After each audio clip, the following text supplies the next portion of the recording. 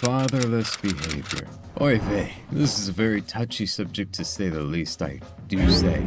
I must clarify ahead of time that I'm afraid I cannot go into as much detail as I would desire. YouTube wouldn't appreciate that of me. But that aside, what is fatherless behavior to even begin with? Which is exactly what we're going to get into. I, as your host Remnant, hope I can explain it to you in this video, so stick around my friends. It's a very juicy topic to say the least. Now, without knowing anything about psychology, one could strictly just look at the statistics alone and understand the impact fatherlessness has on the children. But without looking at statistics alone, which you can look into and I highly recommend you do, we are going to talk about the psychological aspect and how all of this happens to begin with. What causes this to happen? We can understand that A plus B equals C, but why does it? We can understand though that in many cases, fatherless behavior can manifest itself in criminal acts, but in other times it doesn't. This needs to be explained.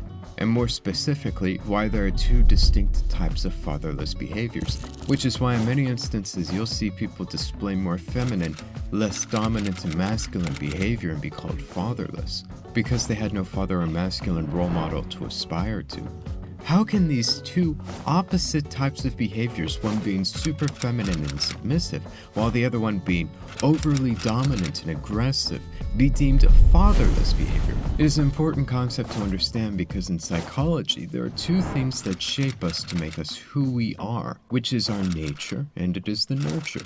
The environment itself is that we lack a father and we lack a masculine role model, while at the same time we have a mother who is trying to act out both roles at the same time, which is simply not possible, as a father is supposed to be the good role model for the young boy, and at the same time, to keep him in line and to be that physical dominating force that keeps him in check.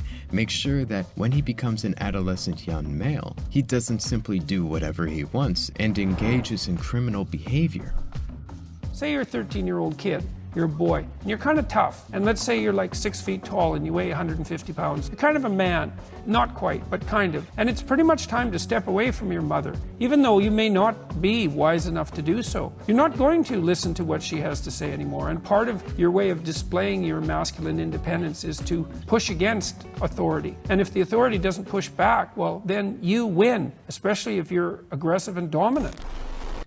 And now we get down to the two factors that change what the results are, which is we may have a much more submissive personality type that is higher in neuroticism and higher in agreeableness. This means they are much more conflict avoidant and at the same time much more fearful of negative outcomes. This is the more feminine personality type.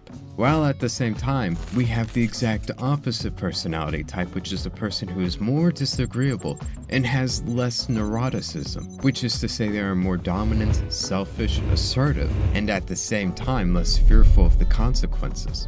If the submissive personality type does not have a masculine role model, what will happen is that they will simply submit to the will of the mother. If you have a person who is more submissive, what will happen as an end result is that they become even more submissive. Yet at the same time, if you have a person who is more dominant and assertive and less fearful, what will happen is they become an even more dominant and more assertive, and they won't listen to anybody, which causes them to engage in criminal behavior. The way that aggressive and dominant people are put in their place, so to speak, civilized, is by meeting someone who's more dominant than they are. And that would, at least in principle, be someone male who has the authority and the power to stop them. It's the father, and if you lack the father, if you lack that dominant force, nothing is going to keep him in check, because the only thing that keeps the young dominant force in check is a stronger, more dominant force. This is why these seemingly opposite individuals are a product of the exact same thing. Because understand, humans and the environment and everything about us are chemicals, and not every chemical reacts the exact same way to other chemicals. But that's all I was able to go into this video. Sadly, I was not able to explain and go into fatherless behavior in women, but maybe we could do that another time. That would certainly be a fun, interesting topic.